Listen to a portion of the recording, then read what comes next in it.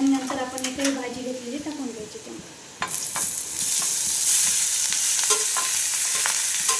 आणि व्यवस्थित होऊ द्यायचं.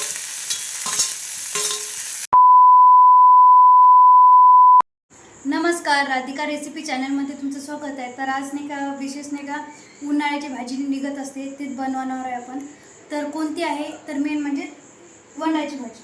तर याला वंडाची भाजी पण म्हणतात आणि याला म्हणतात चिवचिवची भाजी पण नाही का सर्व इकडे याला वंडाची भाजीच म्हणतात जास्त प्रकारे. आणि उन्हाळ्यामध्येच येत असतं आणि खायला पण खूप छान लागतं. तर कशा प्रकारे बनवतात ही भाजी तुम्हाला सांगणार आहे मी.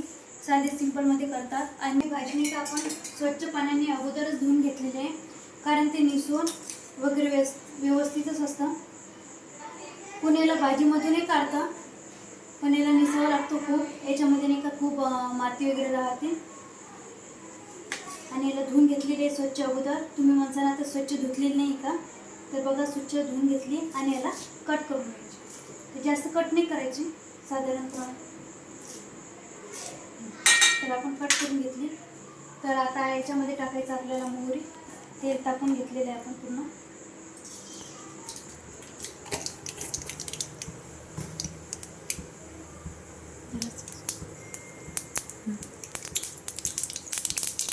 तर मोहरी टाकलेली आहे आपण. नंतर टाकायचं आपल्याला लसूण टाकायचं. लसूण व्यवस्थित होऊ द्यायचं लागतं.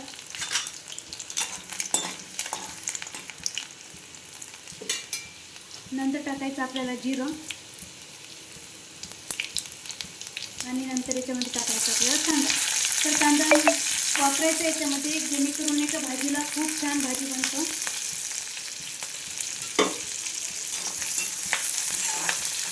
तर बघा आमची इथे अशीच बनवतात भाजी, वंडाची म्हणतात त्याला. तर बरेच जण आता चिवचिवची भाजी म्हणतात त्याला, वेगवेगळं नाव आहे. आणि तुम्ही कमेंटमध्ये सांगा तुमची काय म्हणतात त्या भाजीला.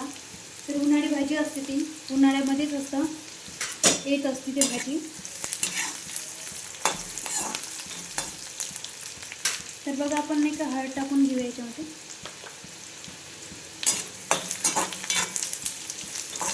याला व्यवस्थित होऊ द्यायचं कांदा वगैरे सर्व. तर बघा कांदा वगैरे झालेला आहे सर्व. आणि नंतर टाकायचं आपल्याला, कोणी हिरव्या मिरच्यामध्ये करतं ठेच्यामध्ये, तर आपण तिखटमध्येच करूया. चटणी टाकून घेतली आपण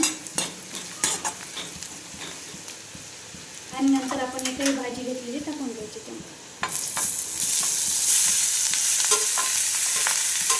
आणि व्यवस्थित होऊ द्यायचं.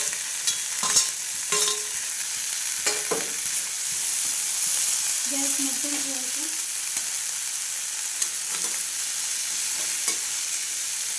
तर याला अगोदरच पाणी सुटतं या भाजीला.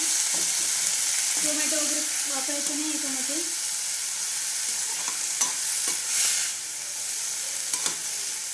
तर अगोदरच पाणी सुटतं या भाजीला, व्यवस्थित होऊ द्यायचं. आणि नंतर टाकायचं याच्यामध्ये मीठ. चवीनुसार मीठ वापरायचं.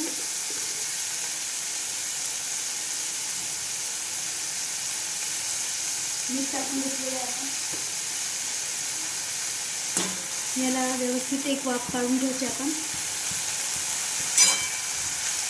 बघा किती छान होते भाजी का. आणि नंतर टाकायची कोथिंबीर.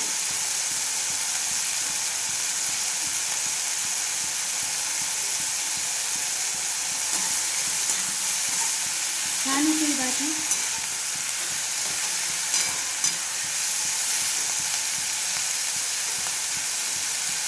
आणि आपण एक वाफ काढून घेऊया.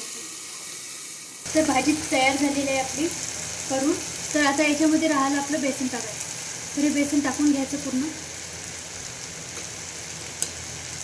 आणि याला 1 मिनिट होऊ द्यायचं, कारण जेणेकरून बेसन कचवट नाही राहत. तर बघा अशी झालेली भाजी तयार. खूप छान लागते ही भाजी, भाकरीसोबत तर खूप छान लागते.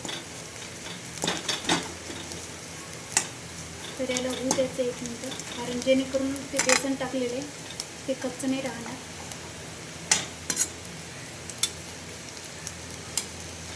जास्त कोरडी कोरडी नाही करायची भाजी, कारण खायला वेगळीच लागतं ते. त्याला 1 मिनिट तरी होऊ द्यायचं, परतून घ्यायची ती भाजी व्यवस्थित.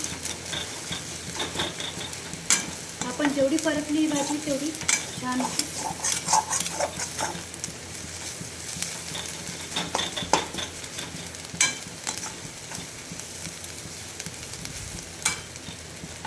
तर बघा आपण गॅस बंद करून घेऊया. तरी भाजी तयार झालेली आहे. तर तुम्हाला अशीच व्हिडिओ पाहायला मिळतील तर चॅनलला नक्की सबस्क्राईब करा, कमेंट करा आणि फॉलो देखील करा. तर भेटूया पुढच्या ब्लॉगमध्ये. तोपर्यंत बाय बाय.